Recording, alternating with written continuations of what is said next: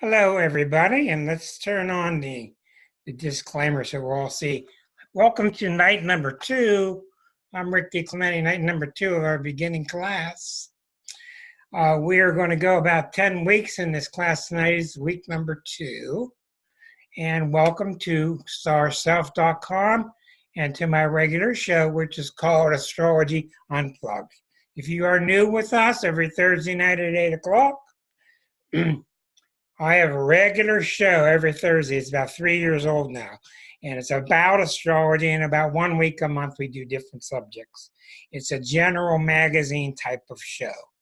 It's just that as of week 154, which was last week, tonight's 155, I'm teaching a 10-week class because there's such demand for it. And I've taught it for many years, and I really don't want to teach it again other than this one time. And this way, when people ask about how they can learn astrology, I'll just point them to my YouTube page and tell them to start on episode 154. We'll go about 10 weeks, maybe 9, maybe 12, whatever. So tonight we're going to do the second half of the signs of the zodiac, which is well covered in this book, which is pretty mandatory for the class. A book that Liza Jane Brown and myself wrote in 2011 called The Exquisite Zodiac.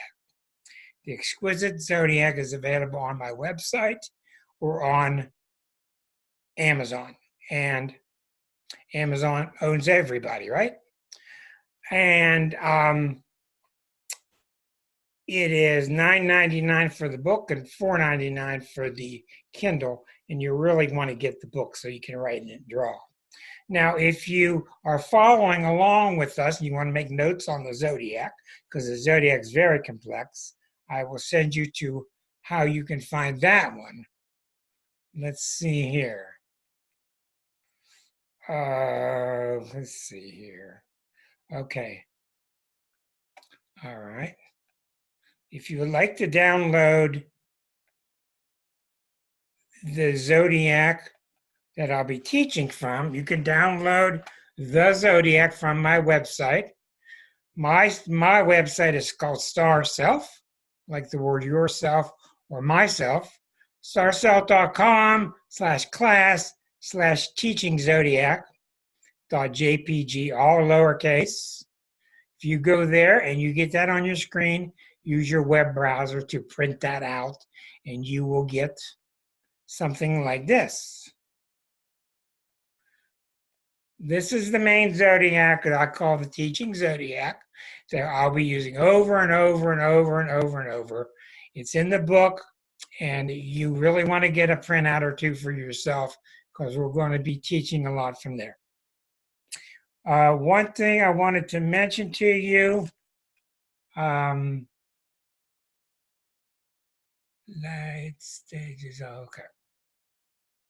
All right, last week I started with the sign of Aries, the first sign of the zodiac. We're going to go around the zodiac many times because there's really a lot to it. And I couldn't believe when I wrote that book about how much stuff most authors have missed. Because we wrote the book to go down deep into each sign. What is Aries about? Not memorizing the keywords. What is Taurus about? Why is it the way it is? Why is Gemini the way it is? That's what the book's about. And the book, I really strain and stress to tell you, read the whole book. Read the whole book at least twice. Don't just go to your sun sign. This is not that kind of book. This book explains why Aries turns into Taurus, why Taurus turns into Gemini, why they're different, why they're similar. It's really important. And if you want to learn astrology, you need to know really deep basis of why the signs are the way they are and why the planets are the way they are. Then when it comes to learning the houses and aspects and translations, it all gets easier. But you got to know what the signs are like and why. Yeah, your Geminis are giddy and talkative and change the subject, but why? Thank you, Chandra. Why? Why is Mars the way it is? What does Saturn really want? When you can answer those questions, then your interpretation learning goes on a real steep curve. You start to learn very quickly. Let's go right back to the zodiac. We had gone through the first 8 signs last week. I'm going to finish the zodiac tonight, and then we're going to go round and round again. Okay. Now, if you send me chat messages, I most likely won't have time to respond. I will read them after. This is being recorded, and this will be on YouTube, my channel, Rick DiClemente, as of tonight or tomorrow. It'll be up there for good. So if you miss a class, you can always catch up on YouTube, which is why I told people they don't have to be here live. Okay, now, we're going to get into the quadrants somewhat tonight, but not at this moment. Last week, we had gone through Libra and we gone through Scorpio. And we talked about in this quadrant of relationships, Libra was the first sign that's really got to do with me plus you, me plus society. The beginning of the zodiac is me, the top of the zodiac is we. So I told you when you cross one of these thick lines and you enter another cardinal sign, cardinal, cardinal, cardinal, cardinal, that's a real big deal. When you change quadrants, it's a real big deal. Okay, so when we went from Virgo on into Libra and then on into Scorpio, we find ourselves now at the third quadrant, the third section of the third quadrant. This is the quadrant of relationships, the quadrant of my stuff, the stuff a person's made of, the quadrant of how you develop it and put it together, the quadrant of relationships. Because you know yourself, you can't learn much in life unless you learn to bounce it off another. Get along with other people. Relationships are very important. So we talked about Libra being very much about relationships. It's really about sounding board and learning to socialize. Well, Scorpio is one deeper. It's much more about deep relationships, deep fathoming, intimate, close love, sex, lust, relationships. The Scorpio sign is all about closeness, merging together, the urge to merge. The urge to merge with another. Some people say it's, I don't want to be alone. Some people, it's a higher dimension. It's the urge to really merge with another person. So when you get to the final sign of the relationship quadrant, and you've come from this rather civilized, tactful, charming sign of Libra, and you've gone into the oven, you've gone into the heat that purifies, the Neil Young lyrics, and now you come into Sagittarius. And in Sagittarius, Sag is a mutable fire sign. Mutable from here, fire from here. Mutable fire means giving out fire, handing out fire. Now, when you think of the best example I could give anybody, I say it in the book too, the best example of mutable fire, Bette Midler, people like Walt Disney. Disney is a great example. He was a Sagittarian, but that symbol of the castle with the fireworks coming out, that's very Sagittarian. Giving out fire. They're cheerleaders. My hand gestures are very important in this class. I want you to feel each sign. I'm excited. I'm going to get you excited. Slap you on the back. Hey, let's have a drink. Let's go. Let's go. All right. Come on, man. Let's go. That's Sagittarius. It's the 9th sign out of 12, and it does not imply that the 9th sign is 9 times better than the first sign. It's just that the original signs are very childlike. They're not complex. And as you go through the zodiac, each sign becomes more complex. This has nothing to do with who's more egotistical, who's better. None of that. The early signs are more simple. The later signs are more complex. Both can be great. Both can be terrible. So Sagittarius is not about the relationship of Libra. It's not about the close never betray me partnership with Scorpio, it's beyond relationships. It's now me and the world. My country believes this. Your country believes this. Sagittarius is things like governments, philosophies, higher ed, big stuff, transfer students, exchange students, I meant to say. Sag is big, big stuff. Think of Jon Stewart, the former comic host on TV, double Sagittarius. He is the epitome of what a Sag is like. Big and funny and hands waving and always putting their foot in their mouth. Very blunt sign. Sag is big and it's all about let's invite everybody. Let's bring in everybody. Woody Allen's another example of a Sagittarius. There are so many.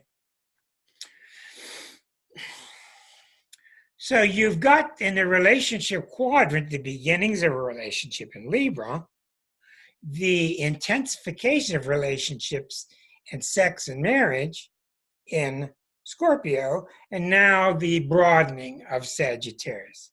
One thing I did get a little bit off on last week because it's such a big topic. Let me show you what we were doing last week. I was telling you how Aries is symbolic of the infant. They're very chill. They're very much like the person next door. They're usually very pleasant, very simple, and they want to just live life. Just let me explore life. And then Taurus is symbolic of the baby who's grown up a little more. He's putting the toys in his mouth. He's shaking it. Everything is mine. You can't have it. Then the toddler starts walking around, holding on to the end table, cruising, exploring, looking at everything. That's the Gemini stage. Then the Cancer stage is symbolic of the 11-year-old, 12-year-old, the preteen, who's kind of starting to form a self, but is still very childlike. Okay, then we go into Leo. I told you Leo was the stage of the teenager, very much acting like they can handle stuff when they're really not ready. And some of them are, some of them aren't. And then Virgo is very much the young adult, ready to go out into the world. Because this line right here is where you go into the world. Libra meets people. That's a big deal. So you got the young gentleman or gentlewoman crossing into Libra, become a young lady, a young man. You're starting to socialize. It's very symbolic, Libra, is like the debutante ball. You're going out in society to meet people.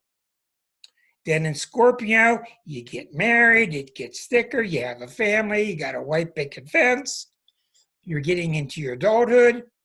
Sagittarius is very similar, very symbolic of the student at Harvard, the student who goes overseas, the person who's getting bigger and bigger and bigger. They're going out and they're touring the world.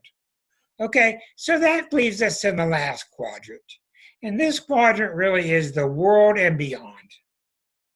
This is all covered very closely in the book, The Exquisite Zodiac. It's all covered everything I'm teaching tonight is detailed in that book. So when you cross this line, you now have the stuff of a self. You now have the self put together. You now have the self is able to relate, but now you're standing on your own in the world. So the 10th sign, Capricorn, is a very heavy-duty sign, and it's at the top of the zodiac on purpose. You'll see other zodiacs drawn, and people make a lot of mistakes, like jewelers or people that draw artwork. Capricorn is always at the top. It has to be in that position between 11 o'clock and midnight on your time clock. It's the top of the world, and it's symbolic of Ali. It's symbolic of Capone. It's symbolic of the man who has made it. He's the bank president. He's a cardinal earth sign, a cardinal leader, earth, practical, a good practical leader. That's what Capricorn is. As you remember, we now have got to our fourth cardinal sign. Our first cardinal was Aries. Our next cardinal was Cancer. Our next cardinal was Libra. Now Capricorn, leader of the earth. They make good presidents. They make good leaders. They make good CEOs. They're very practical. And they're at the top of the world because the soul has gone through 9 stages to get to that point. When things go through your chart, and planets go through the top of your chart, each one of us is different. Our charts are all different. That's when you have to go out in the world. That's when you get publicized. That's when the newspapers pick up on what you're doing. That's when what you're doing becomes public. So the 10th position is a big deal. It's you now out in the world, taking your place, taking your position in the world. You're at the 10th spot out of 12. So this is the first time, generally speaking, don't pick on me, but generally speaking, when the soul gets to this stage, this is the first time that the soul starts to think about the world as a whole. I'm not going to vote for him just because he's going to bring back coal and I'm a coal miner. I'm going to vote for him or her because he's the best one or she's the best one for the planet. My consciousness now thinks about the whole planet. I don't just think about me. And then the other signs are much more have tendency to think about me as opposed to all of us. Now remember, most of us have 4 or 5 signs in our chart very strong. So as I said in the first week, don't get all hung up if you're an Aries or you're an early sign and you think you're less than somebody else, because you're not. Everybody's got a mixture, 4 or 5 signs, and the planets matter too. So we're much more complex than we think we are. So Capricorn is symbolic of the culmination of the adult. He or she is out in the world. He or she is the bank president. He's made it in the world. But there's 2 more signs. That just goes to show you that this mirage of being on top is not really being on top. When you get to Pisces, you're going to learn that the whole zodiac's a mirage. There's really no zodiac there at all. There's just God and his oneness, or her oneness. So the 10th stage of Capricorn is very symbolic of the older, more mature adult. When people have a lot of Capricorn in their chart, even babies, they look older. Even children that are Capricorn, they seem older, they seem more mature. Doesn't mean they are, but it's an older sense, okay? Now, as I told you before, one sign grows and turns into the next. So this real intense Scorpio, who's just so on fire with, oh, you betrayed me, and oh, this relationship is the end-all, be-all of the world, it transforms into Sag. And Sag becomes, ooh, let's shake off that stuff. Let's get a lot more lighter here. Too heavy, too hot in the kitchen. Let's just chill out, have some fun. Have some fun, okay? You see that with Jon Stewart. You see that with Jon Stewart, is real fun-loving, able to say anything, get away with it. You see that with Bette Midler. You saw that with Flip Wilson. You saw that with Richard Pryor. Very Sagittarian energies. Well, that energy runs out of steam, can't go any further, so it becomes really serious. You've got the most lighthearted sign in the zodiac right next to the most serious sign of the zodiac. And in Capricorn, things get serious. Now, I want you to notice something. This will come to you later when I talk about the planetary stages. But Pluto was traveling for 13 years between 1995 and 2008 through the sign of Sagittarius. So we all picked up a real Sagittarian feeling. Borrow from the future. Don't worry about it. Get another credit card. Mortgage your house 3 times. Don't worry about it. Just do what you want. Ooh, get another Winnebago. Who cares who's going to pay for it? Then we went into Capricorn, 2008, January. Look what happened. Ooh, everything got serious. The bills came due. So just to show you the contrast between the collective going through Sag, 95 through 08, Windows computing, the internet. Then in Capricorn, oh, the crash of the economy, people losing their houses, Enron, all these things started happening. And we've just had our fill, since Pluto's been in Capricorn since 08, it will come out of it 2023. So the Capricorn can go so far. And what happens in Capricorn is one basic thing happens in each sign, maybe 2 or 3 little basic things that will help you to understand. And in Capricorn, the soul becomes, and almost every Capricorn you ever meet will always have these 2 qualities: dutiful and responsible. Almost all of them. And Capricorn is always doing one thing. Just like Virgo is always fixing, Capricorn is always making sure. They'll use that sentence in every paragraph. They'll make sure you got your booties on. They'll make sure you got your money. They'll make sure you signed on the dotted line. They'll make sure you understand me. They'll make sure. That's what Capricorn does, because the sign before it doesn't make sure of anything. And Capricorn is very irritated with the sign before it. All signs are very irritated with the sign before it. I'll give you a chance to think that over. All signs are very irritated with the sign before it because their nature is an outgrowth of the sign before it. And we need all 12. So in Capricorn, what happens is the soul has lost itself. Capricorn has become so duty-bound and so responsible that it's lost its uniqueness. It's lost its individuality. And Aquarius comes along, which is the sign of the individual, and it says, you blew it, man.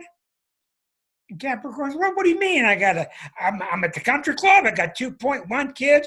I got 3 Cadillacs. I got a swimming pool. What do you mean I blew it? The Aquarius says, yeah, but you lost yourself. You can't act out of instinct. You can't react. You have to react the way you should. Do it where you should. Stay inside the box. Stay inside the safe little box. That's Capricorn. Rigid and Saturnian. And Aquarius says, oh, forget that, man. Forget that.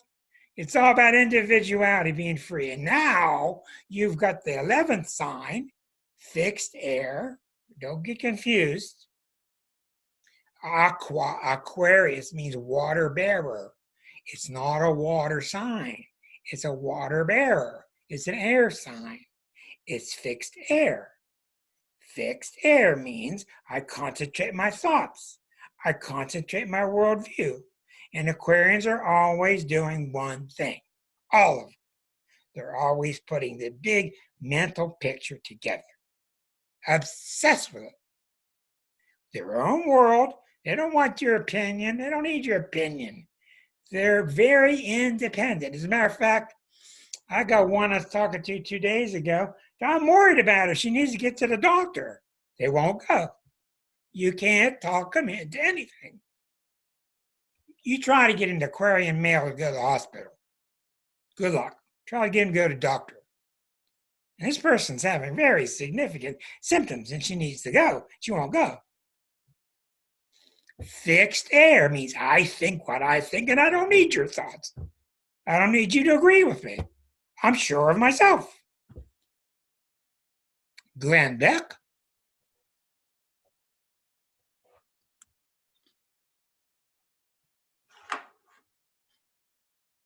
Lincoln. FDR. Oprah. very strong-minded people. Doesn't mean you're right or wrong. Doesn't mean you're using it right or not. But what happens in Aquarius is the soul now comes back and says, look, watch this. Watch this. I went out and I lit my fire and I became myself and I became obsessed with myself and look what I can do. And then I made it grounded and I put my feet down in the soil and I became anchored in the earth and I got deep values and I'm very stable. And then I got up and I moved and I met people and I went around and I talked and I expressed myself and I explored and it was a lot of fun. And look at all these things you can do. And the grass is always greener on the other side of the fence. And yeah, but I got into my family and I found out I had feelings. I had feelings for it. People had feelings against me. And I found out that feelings are very dangerous. It's a dangerous place. Do you feel okay? Do you feel safe? And I said, to heck with being so tender. Excuse me. Heck with being so sensitive. I'm tough. I'm the lion. I'm the Leo the lion. This is my domain. What are you talking about? I'm in charge here. De Niro, you talking to me? You talking to me? You? Cocky. Needs to be. It grows up. Virgo comes along. Virgo says, well, we're going to put the whole self together. And the way we're going to do it is all of you shut up. All of you whining about stuff. Let's just get ourselves together. Let's get to work. Let's quit bragging about stuff. Let's get our hair cut, have some nice clothes, close our mouths, quit being critical of people, and get ourselves together because we're going to go meet people. So I go to Libra and I meet people and I go to my debutante ball, right? And in the book, it's all about Cinderella going out and meeting people. It's all very archetypal. The zodiac is so archetypal. It is very exquisite. It is. And that's why the title. So you meet people, but you're not really getting it on. You're not really one-on-one. You're socializing. You're learning to handle yourself in society. But you go into Scorpio and you become a much tougher, stronger self because you're learning to really one-on-one with somebody and you're getting very tough and you won't betray them and they won't betray you. And this is where the real test is of your ability to have a relationship. It's in the Scorpio stage. The heavy-duty soap opera of every afternoon is Scorpio. So this gets a little bit too hot and heavy for me. So you lighten up, you go to college, you get out, get your buddies, go have some beers, listen to the Rolling Stones, travel around, get to meet some foreign students, have a lot of fun, see the world, go to Europe. Okay, see the soul growing up? He's grown up, started as a little Aries who was just fascinated with himself, herself. Now the Sag is all over the world, very big, very broad, and takes his position in the world. Takes his position. This is why the Sag goes to college. This is why the Sag learns, because he's getting ready to become Capricorn. And all signs have a inclination of what's coming next. They all have a premonition of what's coming next. And what happens here is winter. We go into Capricorn in the winter. And Sag is getting big and broad because it's preparing itself to go out in the world alone, stand its ground, opposite Cancer, me and the family. Now I'm out here by myself. We'll talk about these polarities later, these 6 polarities. But the Capricorn has lost himself or herself by obliging all the time and doing what they should do. Okay? My dad was a Capricorn, and he was from the old country, Italy, and I would ask him, what do you want to do? And he'd say, what are you supposed to do? Well, what would you like to do here? I don't know. What are you supposed to do? He had no sense at all of I can do what I want to do. None. He wanted to know what he's supposed to do, which is really far from being an individual, which is what happens in Aquarius. So in Aquarius, the man or the woman is symbolic of the total package, the 11th sign out of 12. Doesn't need anybody, but they're friendly. Doesn't have a lot of emotional problems because they don't deal with emotions that much. They're very, very friendly. They're the best friends of the zodiac. They're very loyal. They're very constant, consistent. But there's one more sign to go. In that book, when I originally started that book was called Pisces, the Ultimate Sign. But I didn't feel, after a lot of thought, that people would understand that properly. They would think I was saying it's the best sign, but it's not. Pisces is the ultimate sign. It's also, without a doubt, the hardest sign there is to be. And the final lesson in the zodiac is when the Aquarius has to give up all that self and go into Pisces, which is about selflessness. And Aquarius says, I did all that stuff. I got myself together. I got all these friends. I did all this stuff, and I'm big and strong, but I'm still not there. Well, why aren't you there? Because Christ said, unless you become like a child, you cannot enter the kingdom of heaven. Unless you die, you cannot be reborn. And what he means is it's time to let go of being an individual. I did all this damn work through 11 stages. I got to let go of being this thing I'm victorious at to become empty again, George Harrison. What goes on within you without you? Harrison was always singing Piscean songs. So many beautiful Pisces in our world, but Pisces is very, very hard to be. It's very hard because it does not support you being an individual. Because being an individual is what's keeping you from merging with the whole thing. So now you've gone full circle. The Aries has gone the first seed, boop, spark, boop, cardinal fire, boop. Now we're back in Pisces. And what does Pisces want to do? The final ultimate beauty of the zodiac. Pisces is about mutable water, giving love. Giving love. Mutable giving, expressing water, love. Pisces want to love people. They don't see the difference between anybody else. We're all the same. If you know Pisces, watch what they drag home. Pisces are known for having unbelievable choices with their mates. They bring people home that are just so different from them because they don't see any difference. So in that final stage, you got to let go of everything to become the nothingness, like Ram Dass said. Ram Dass was an Aries with a lot of Pisces.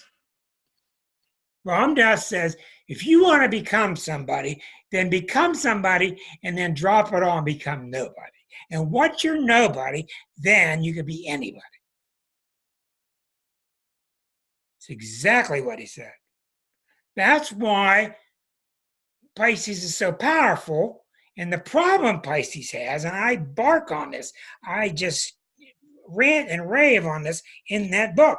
The problem with Pisces is that they try to become egoless. You can't become egoless completely. I mean, it's just too big of a job. Do you ever stand in the back of the bus is coming to a stop, and you're in the back of the bus, you're trying to get to the front of the bus as it stopped. Do you ever try to go from the back of the bus to the front of the bus without holding on to the seats? You can't do it. You have to hold on to each seat as you walk your way up to the front of the bus. That's the big problem with Pisces. They try to drastically to become nobody. That's why their knowing motto is, it doesn't matter. Nothing matters. Hey, it doesn't matter. It doesn't matter because things don't matter. It only matters if you say it matters. And what you're trying to say is, I'm not going to fight as an Aries and try to defend who I am. I'm not going to fight like a Taurus and try to go get more stuff. I'm not going to fight like a Gemini, try to go get more facts. I'm not going to fight like a Virgo and try to perfect what's already perfected, and on and on. None of it matters. But the problem is this. I got to write this down. Two signs. All right. There are two kinds of Pisces, and most of them are failing. Most of them can't do it because it's just too hard, and they're brought up in the wrong hemisphere. They need to be brought up in India. Pisces will do well in India because India is all about the non-self. Brahman, all about the bigger self. Zen, not the self-ego. And in America, it's all about the ego. Okay?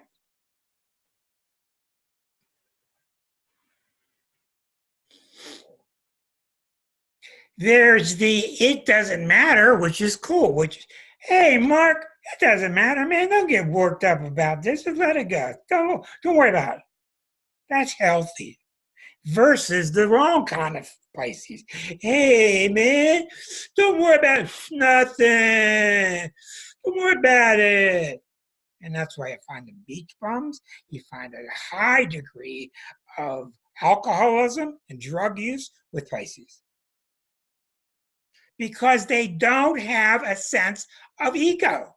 They don't have a sense of, let me beat you to the punch. Let me go get more than you. Let me compete with you. They don't have it. And that's why the chapter on Pisces in the book, we had a good time picking the chapter titles in this book. The chapter title for Pisces was, Isn't He Silly? Because that's how Pisces see you messing up. They don't see you sinful.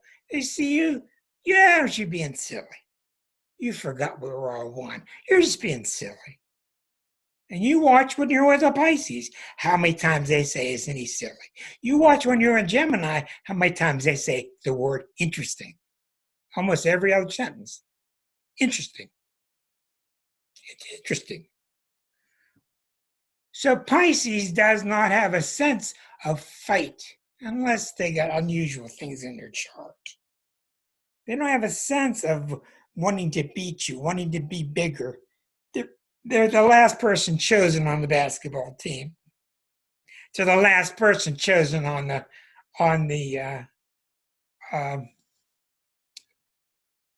volleyball game, whatever it is. They don't have the ambition.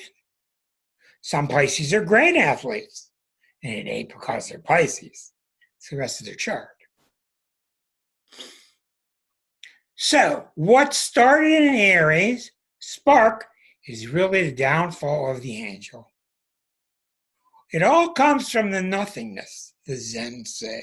It all comes from the void. And somehow there's an urge to spark, and out of it comes a brand new self. And that's why your Aries people are obsessed with themselves. Wow, look what I can do. It's not anything trying to rub your nose in it. It's not competitive like Leo is. It's just, wow, I'm here. I'm an individual. But you're really not. You're not an individual. We all know this at a deep level. So look what happens. I'm going to con myself I'm a man. I'm a woman. Oh, I'm going to get grounded. Oh, I'm going to get my mind and learn to think. Oh, I'll get my family and I got feeling. Now look at me. I'm okay now. You just keep separating yourself. And every spiritual book in the world talks about the number one enemy to spirituality is separateness. This illusion that you're separate. You're not separate. You're one. Oh, but yeah, but now I got my convertible. I'm going down. I'm cruising the boulevard, man. I tough. And when you got an ego, all you got to do is you got to keep protecting it. You got to keep building it until you get to Pisces. And all these other stages. Let's get more sex. Let's get more education. Let's get a better job. Let's have more friends. And Pisces, I'm going to give it all up. Why am I giving it up? Mr. Dalai Lama, who is a Cancer, but he's very Piscean. The Dalai Lama is really symbolic of a real Piscean soul because he's just letting it be. He's letting it be. And what's that old phrase? Everything will be fine once you are fine with everything. It's a very hard stage to be, mainly because we're in this America where they keep pounding you with commercials. You need this, you need this, you need this, you need this. Oh, you're weak. Oh, you got zits. Huh? Oh, you need more clothes. You need a better car. Blah, blah, blah, blah, blah, blah, blah, blah, blah. And look where it's gotten us. Look where we are. An absolute mess. Just about to go tilt. Why? Because we've ignored our Pisces part. And the Pisces part and the Aquarius part. Aquarius is, hey, we're all in this together. Let's work together. And Pisces is, what I do to you, I do to me. So why would I slap you? Why would I sue you? Why would I attack you? I'm attacking myself. I am you. That's Pisces. I am you. So let's go back through the zodiac several more times. Then you'll start getting it. Aries. I told you about the good and the bad. I don't know why I can't teach anymore with my glasses on. I just keep taking them off. I don't know what's caused that.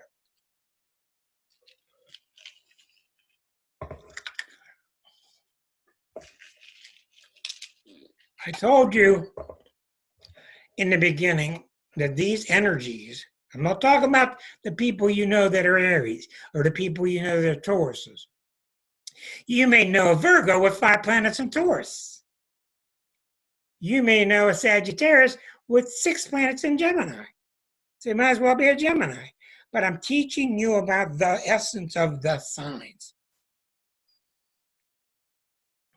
And I wanted to remark to you tonight, before I forget it, I've taught a lot of classes, and around week 3 and around week 4, you can see the glazed look comes in the eyeball, and people start to tilt because they just go, oh my God, this is too much. You get the planets, you get the houses.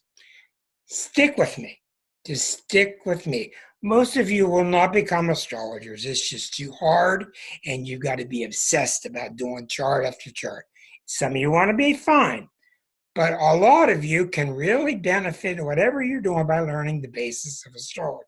So I am spending a lot of time on the signs because you need to know the basis. Now watch as we go through the zodiac, and I show you what an Aries is, using the energy right, using it wrong.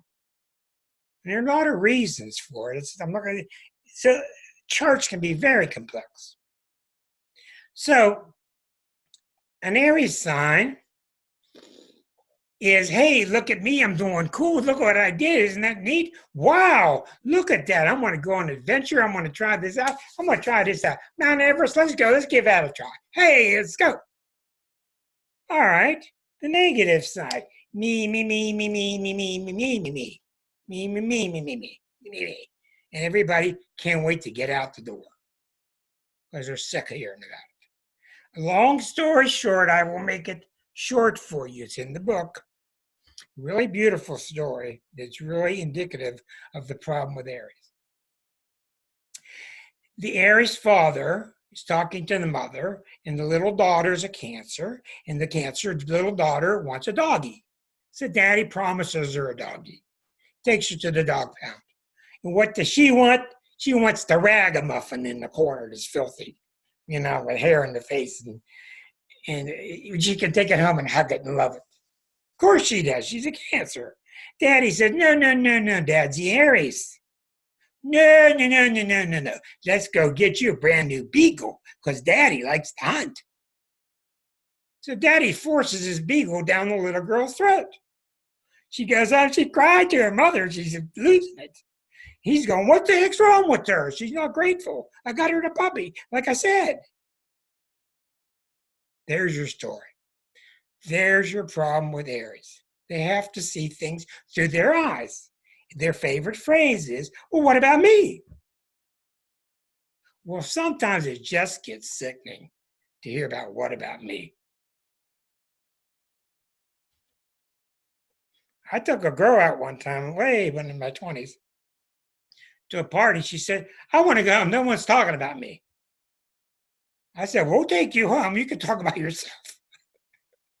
I'll get you home. You talk about yourself all the way there if you want to. Okay, goodbye. All right. The Taurus comes along. The Taurus is earthy. The Tauruses are very pleasant people, very simple, very down to earth. They want you to be comfortable when you get something to eat. They're very pleasant. They can really be down to earth and very substantial. Look at Jimmy Stewart. That's all I got to say. That's what made Jimmy Stewart so wonderful. He'd read his poems. His poems were really down to earth. Look at Katharine Hepburn. But the other side's Archie Bunker. Stifle yourself, Edith, sit down. Shut up. It's my world. There's no one else in my world. It's my world. It's just me here. I own you. Ooh, it could be really nasty. I have a lot of clients who have Taurus parents, and I always start with one question. I don't try to guess. I realize the fork in the road, and I ask my clients to tell me. If you got the wrong kind of Taurus parent, they're like Archie Bunker, and no matter what you do, they cannot see your point of view. Forget it. You're either wrong or real wrong. That's the bad side of Taurus, because they live in a very simple world, and your point of view possibly upsets their stability, and you got to go. Gemini. Positive side. Judy Garland, just a little girl in Oz, the little girl who's gay and fun and laughing and spiteful, and not spiteful, but spiteful, and happy and meeting people and having fun, and everything's an adventure, holding on to her little doggy. Think of Joan Rivers. Think of the spirit inside of Joan Rivers. She's not the greatest Gemini, but that spirit. That's what we're talking about. The spirit inside. Bob Hope.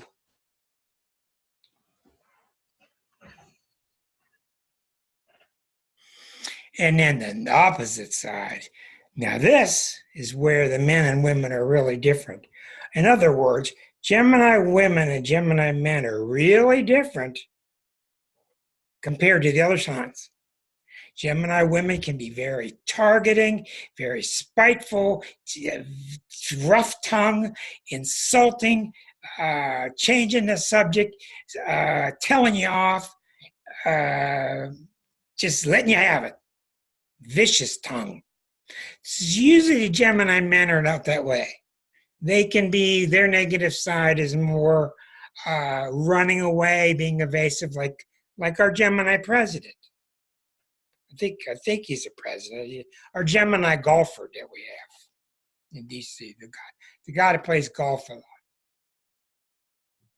So they're more evasive. So you'll see why when you go through the signs. Let's finish the zodiac first. Cancers.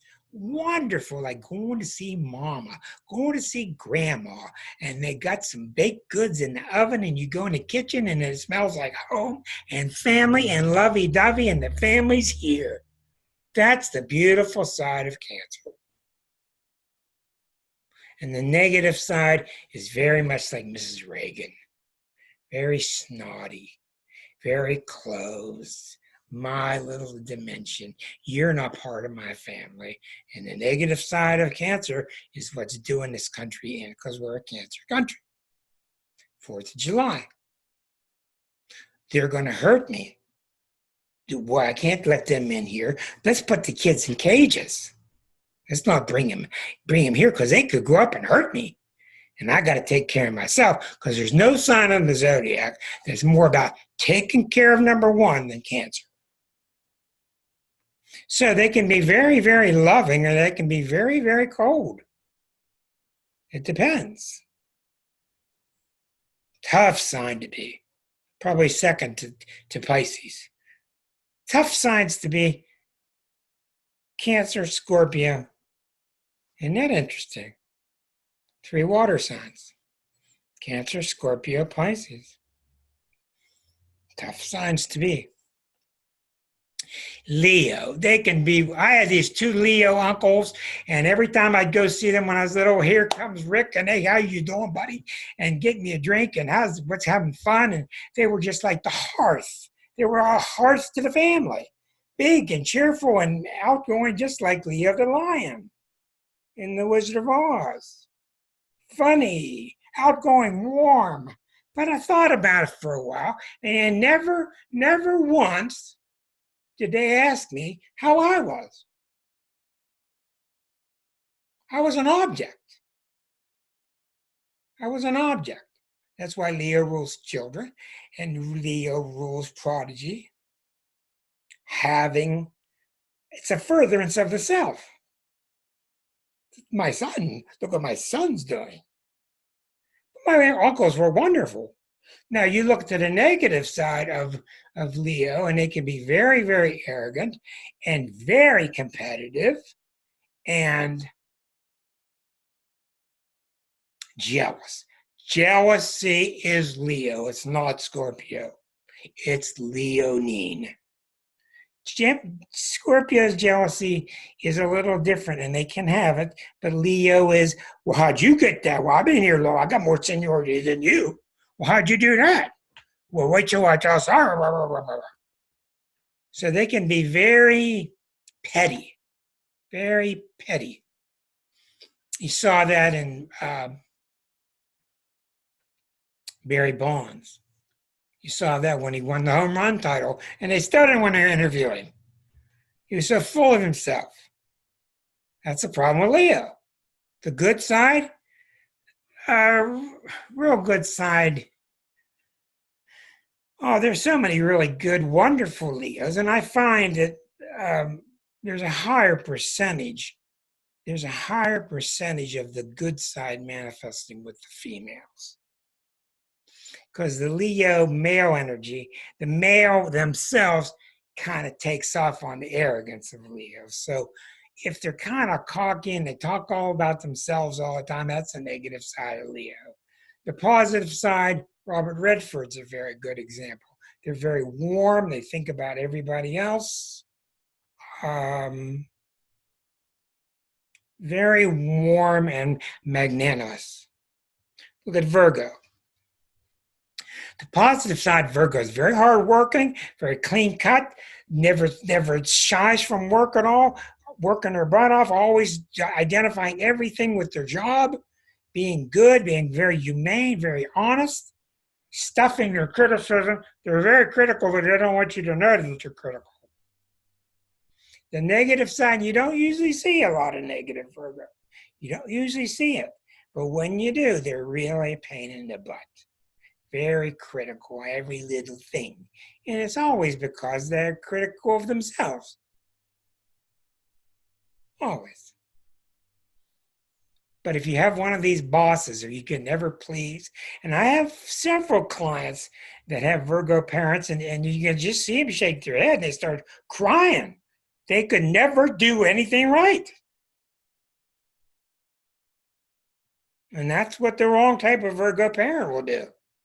The food was good. They kept them clean. They had the clothing, but they never got any TLC. It could be very tough. Virgo's a tough energy, especially on the males. The Virgo women usually do much better because they can hear the goddess's voice much clearer than the Virgo males can hear God's. The Libras, the plus and the minus. The Libra positive side, very pleasant people, usually very good looking, very charming, almost always a beautiful smile. Very, very serendipitous. They land on their feet. They're charming. They don't like to make a ruckus. Think of Jimmy Carter. Whether you like him or president or not, he's just a really pleasant person. Smart. They're all very smart. But they're very pleasant, they're very charming. The negative side, if they don't become real, the negative side is becoming unreal. They become phonies. They become keeping up with the Joneses. How do I look? Do I look better than you are? Well, you look good on my arm. I'm not sure what your name was, but you look good on my arm.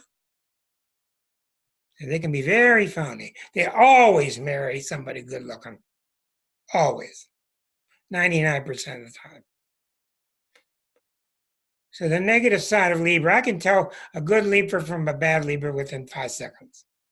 It's just, are they there or not? Is there really somebody there? Or is there somebody that's evaluating me for my social position?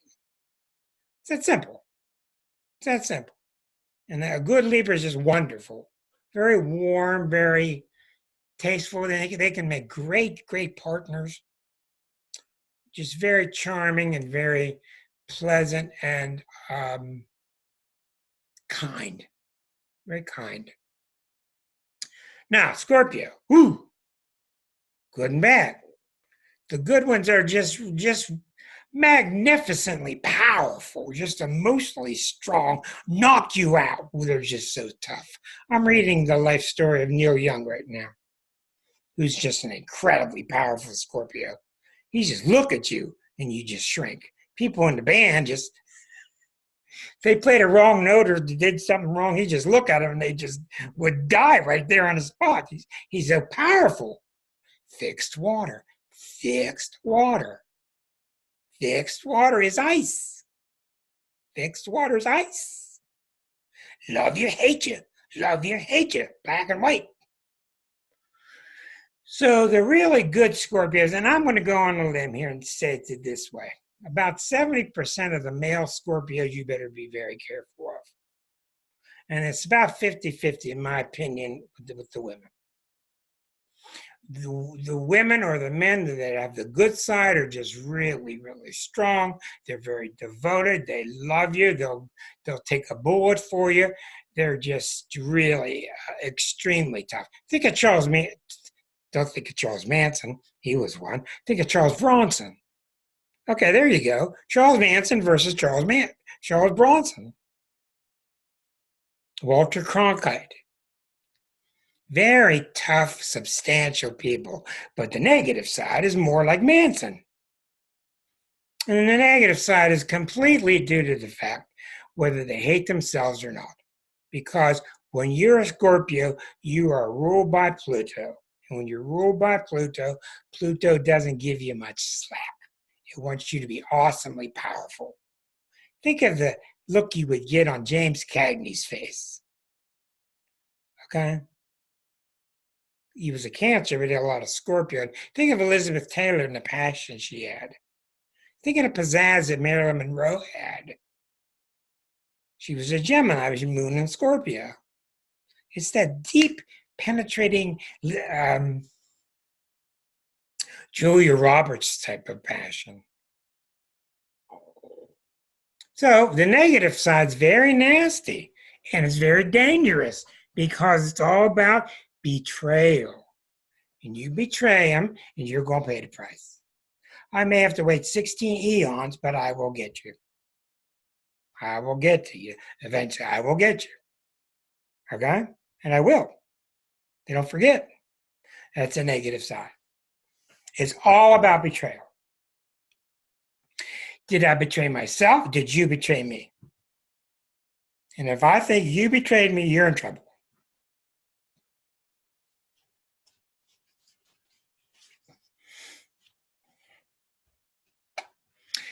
Ray writes that Toscanini was conductor famous for throwing chairs at the orchestra. You think he was a Scorpio. Yeah, okay. Well, I had a band leader who was a Scorpionic, and he just tapped his baton on the chair, and we just sat upright. Respect, intensity. Okay. Sagittarius. The positive side of Sag is just wonderful. It's very much like Richard Pryor, just fun-loving. They can be vulgar, put their foot in their mouth. They can be blunt, fun-loving. Yeah, it can be something very special. Fun-loving. Bette Midler I told you about. The negative side can be the BS car salesman. just talk and slap you on the back and do these commercials real loud, screaming at the camera. Come on down to John's Bar, Auto Bar, blah, blah, blah, blah.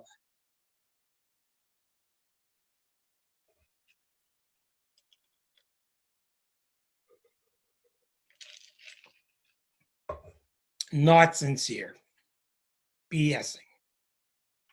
I have a lot of clients that have Sagittarian parents, and they're brokenhearted. One of the things that's very Sagittarian, we was reading the book, is they'll insult you, then you'll get upset, and then they'll try to tell you they were kidding. We have a president with a moon in Sag. Changes their tune. I said this, I didn't mean that. Oh, I was just kidding. Oh, I think the Post thinks. Oh, I was just kidding. So very dramatic. Two sides. Capricorn. Capricorn's a very underrated sign, very powerful, strong sign, resilient, out to make things better. Conservative, usually very chicken to go outside the box. The negative side is they identify with their position and there's no self there. The negative side is they identify with their position, their role, and they think that should be good enough. They can be very cold, very limiting. Usually they don't go too bad, like Capone did. Usually they don't, because they're very socially aware. But there's just a sense of self that doesn't grow. It doesn't failure to grow, failure to emerge. Aquarius is a very tough sign. As you get to the zodiac, it just becomes more and more complicated. In Aquarius, the positive side people are just wonderful people, like an Alan Alda feel. They're just good people. They don't need you. They're not needy. They're not overly emotional. They're very stable. But when they say, how are you? They want to know how you are. And they remember a conversation. I got an Aquarius cat staring at me right now because he knows this. He's 7 minutes from food time. 7 minutes. That's how smart he is. I know you're going to have to wait till 9:30. He's very smart. But they're very loyal, friendly, and they'll finish a sentence that they started with you 12 years ago. And they really want to know how you are. It's good to see you. And the negative side of Aquarius, which you don't see very often because they're really a pretty positive sign, is they're really flaked out. Just flaked out. And they tell jokes and laugh at them while they're telling them. And they're just into weird stuff. And they're very distant, very aloof, very distant, almost cold, but very unusual. You'll find one that's cruel. They're just cool. They're cool and they're kind of separate from things. So you can see every sign's got this nature that they use or don't use, and there are different reasons that happens. Now with Pisces, here's a really tough sign, and the later signs of the zodiac are harder and harder to figure out. The Pisces are very loving and very warm, very selfless, got a great big pool of eyes, a pool of like a grand big wide open ocean in their eyes. That's how they look at you. They're very accepting, non-judgmental, wouldn't even think of it because everybody's being a little bit silly. The negative side of Pisces can be very bad, and here's the reason why. Because the Pisces inside them is being overwhelmed by the rest of their chart. The following signs, this is my research, the following signs can be very negative. The following signs can be very weak. They can be Libra, Cancer, Pisces. And the reason why is They don't have a strong stamped sense of self. So if the rest of the chart is bad, there's really not much inner resistance from the sun sign from letting that take over. So I found a lot of horrendous people who are Pisces. Joseph Mengele. Some awful people, but it's not because of the Pisces. It's because the rest of the chart's there and the Pisces doesn't stop it. The Cancers I've seen can be awful because if I'm not getting mine, you're not getting yours. If I'm not getting taken care of that with you, that's what's wrong with America. What is in it for me?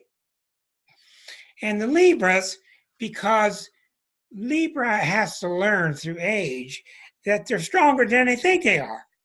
Because when a Libra is young, they keep thinking that they think they don't have strength. They think they need strength through a relationship. It's only through time that they realize they're carrying a relationship anyway. Libras are very tough and they're very strong, but they don't think so. And they're very yielding and they can give way. That's why one of the big problems with Libras is to be over-compromising. Give in, compromise too much. So that's why those three signs are quote-unquote weak. It's because the rest of the chart is where the weakness is coming from, and there's not enough sense of self like with Aries and with Leo, etc. Which leads me to another path through the zodiac. Watch this. Remember, we're being very broad here. Every odd sign, these are the numbers of the houses, which we're going to get to later. Next week, we start with the planets. Every odd sign is masculine. Every even sign is feminine. Aries masculine, Gemini masculine, Leo masculine, Libra masculine, Sag, Aquarius. And it doesn't mean they're out there showing you their big muscles. It just means that they're basically extroverted. Compared to the other signs of the zodiac, they're more extroverted. The even-numbered signs are more introverted. And that's why when you see all these jive newspaper articles and magazine articles about who you get along with, the odd-numbered signs get along best with the odd-numbered signs. The even-numbered signs get along best with the even-numbered signs in general. But that's a real big generality. So,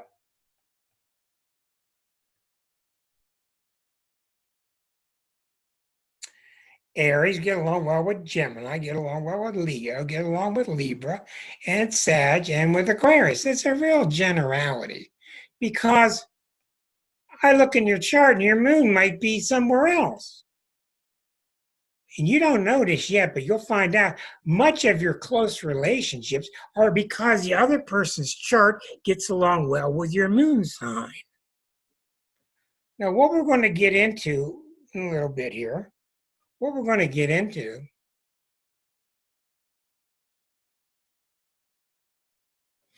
is that everybody's got 10 or 11 planets.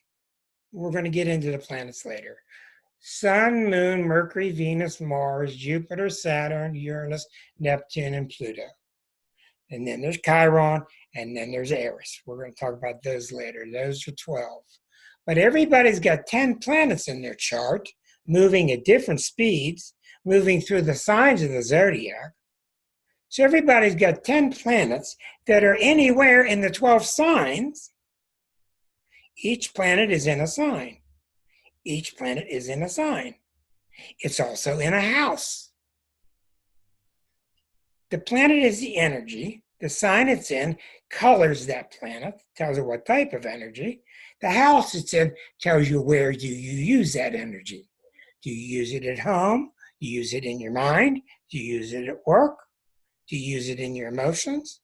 So you got 10 planets in any one of the 12 signs, also in one of the 12 houses. That's 3/4 of astrology. Some planets are opposite other planets. Some planets are at a right angle to planets. Some planets are right next door. Now you got your fourth chapter. Every planet is in a sign. It's also in a house and has aspects to other planets. That's 99% of astrology. Every planet is in a sign. It's in a house. It has aspects to others. And I forgot one of them. Let me get to the zodiac. For instance, right now, at this moment, we're going to get into this later. Don't worry about this. I'm just giving you little hints. The moon right now is in Aries. The moon is now in Aries. It'll be in Aries for about 28 hours. It'll go into Taurus in about a day. 28 hours, 28 hours, 28 days, all the way around. The Earth is in the middle. In Western astrology, the Earth is in the middle. Mercury is in Aquarius. The sun just entered Aquarius 10 days ago. Here are the signs of the zodiac on the outer ring. I don't use this ring, but I'm using it for teaching. The outer ring are the signs. The inner ring are the houses. First house is always right here. Second house, third house, fourth house. The first house is always right here. Always for everybody. Different sign. The houses are like an overlay. So, for instance, Saturn, the planet, is in the sign of Capricorn. It's in the fifth house. And it's making a right angle to the moon. That's what those are. That's where we're headed. So, we're going to learn about the planets. We learned a lot about the signs. You're going to continually learning about the signs in every week that I teach. I'm 42 years into it. I'm still learning about the signs. The signs are very deep. They're very complex. So when you think of, we're going to get off into the planets here for a couple weeks. And probably on week 5, we'll start looking at individual charts. Let's go again here. Let's go again. Won't hurt. A fiery sign, Aries, that's self-oriented. Look at what I can do. Fiery. But I want to do this. It's fun. They give you that big, open, innocent. What's the actress's name? Garner? Garner. What is it, Barbara? Jennifer Garner. Yeah. Very Aryan. Okay, that look in her eye. Very simple, very open. Let's go do it. Very Aries-like. Taurus. I want to settle down. I want things slow. I want things earthified. I want to anchor myself. Jimmy Stewart. Okay? Don't sneak up on me real fast like that. We got to take our time. Very grounded, very pleasant, very strong, very necessary. Gemini, very flitty, the butterfly, flitting around.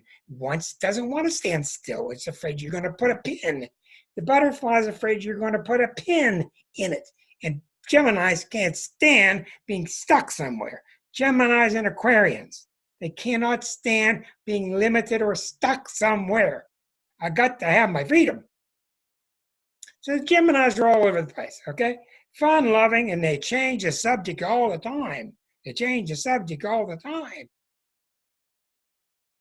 That's how they elude you, evade you, which is their MO. They need to evade you because they're not ready for the heavy stuff yet.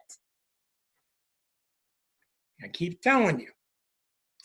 When you read this, you'll see that one sign evolves into the next.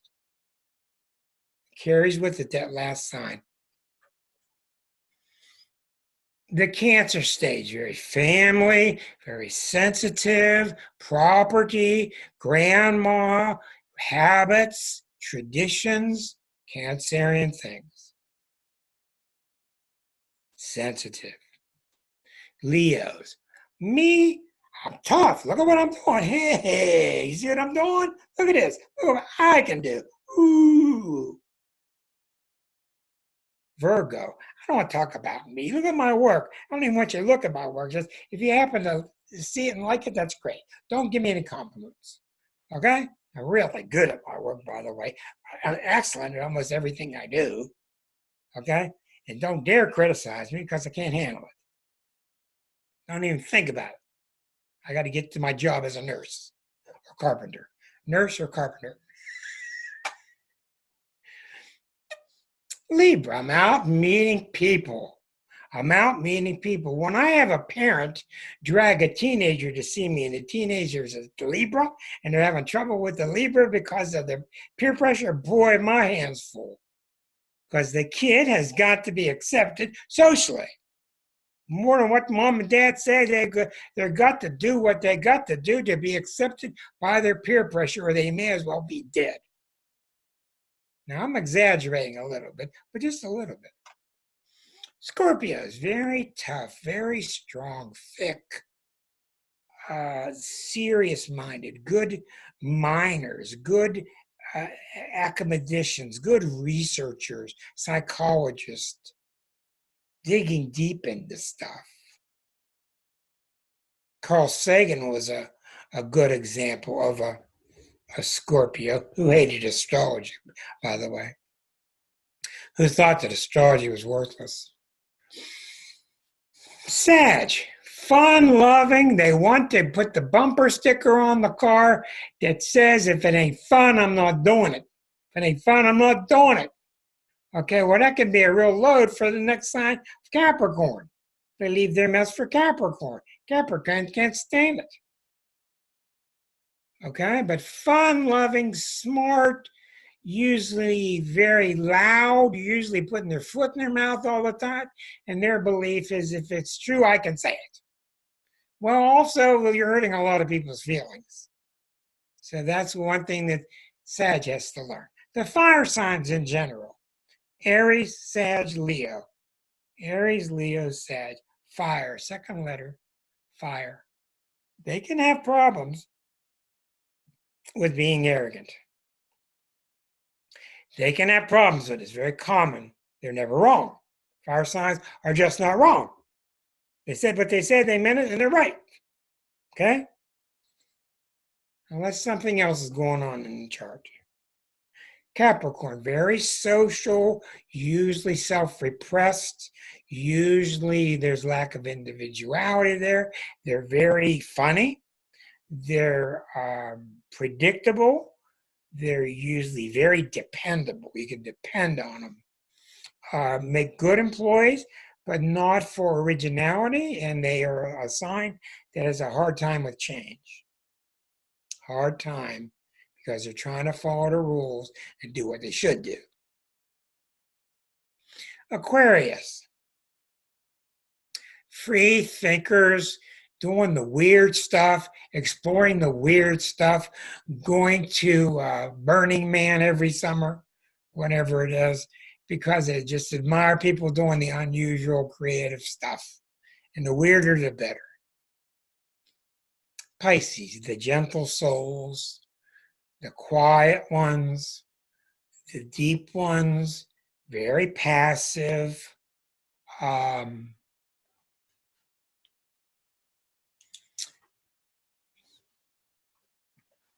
kind, letting things slide, or unfortunately, they can be very lost. Can be. Okay, so when we get into the planets, and I'll have another graphic for you next week to download, we're going to talk about the planets, and then you're going to start mixing them. You're going to say, what is Mars in Aries like? What is Mars in Taurus like? What is Mars in Gemini like? And that's why I have recommended this book for you for the second part of the class. I don't have it here at the moment, which is called The Only Way to Learn Astrology, Volume 1. This would be a good starting book for you There are different volumes. Volume 1 by March and McEvers. This book will help you in here. What does Mars in the 3rd house mean? What does Jupiter in the 4th house mean? What does Saturn in the 9th house mean? So you're going to start learning these things, and you don't have to memorize this stuff. You don't have to memorize it. When you get further down the line, you will have more of an automatic recall. But we're going to start learning what the planets do, and they're all like different characters on the stage. The planets. They get on a stage and they get mixed up with other planets, and then the different backdrops come in. That's the sign. That's the sign that they're in. So Jupiter in Aries is very different than Jupiter in Aquarius. You got to understand planets versus signs. They're very different. A planet is an energy. A sign is more of a type of. It's hard. They're very hard to explain. What us astrologers do is we keep an eye on what the planets are doing. For instance, right now, the reason things are so heavy in the world, you wouldn't know this yet, but Saturn and Pluto are together right now. This is extremely rare and extremely serious. Saturn and Pluto are together in Capricorn. Pluto's here for 15 years. It's just got a couple more to go. Saturn's got a couple more months. Saturn has been here for 28 months. Pluto's been here since 2008. They've just been together, and they're both squaring this new planet called Eris, which is a completely different story, and she's heavy duty.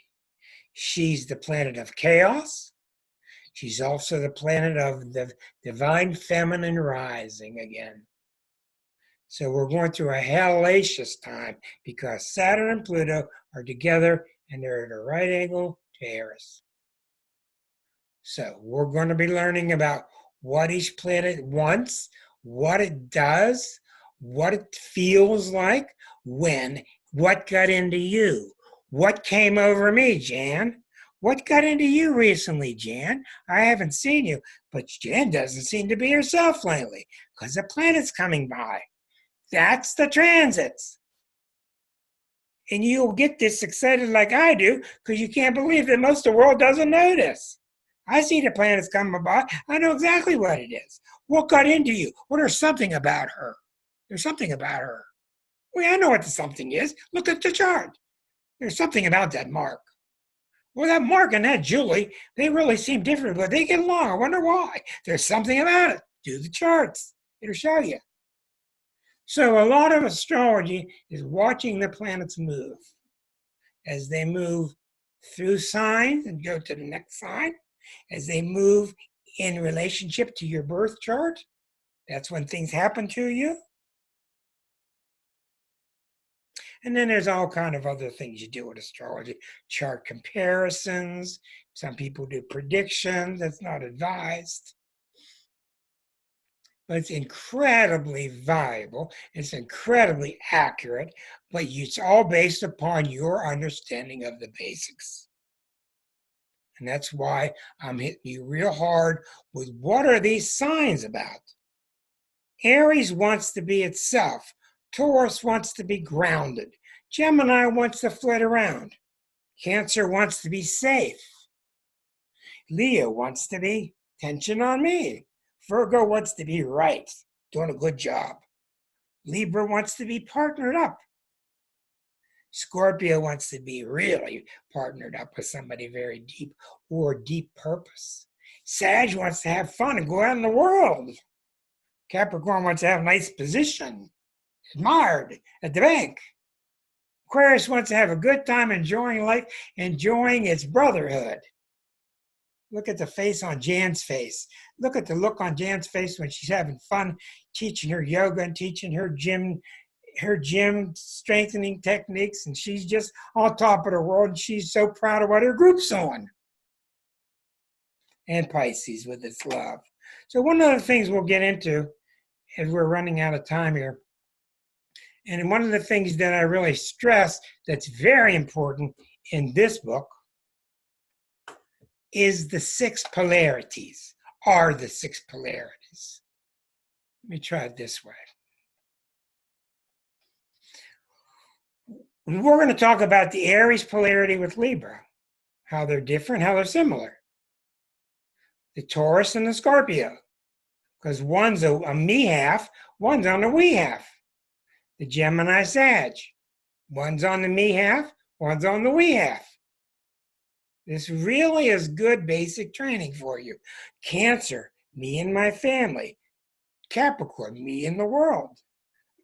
Leo, me and my creation. Aquarius, us and our creation. Virgo, me perfecting things, me blending with the world. So this is why I keep bringing you back and back all the time to the exquisite zodiac. Because the zodiac itself is just unbelievably exquisite.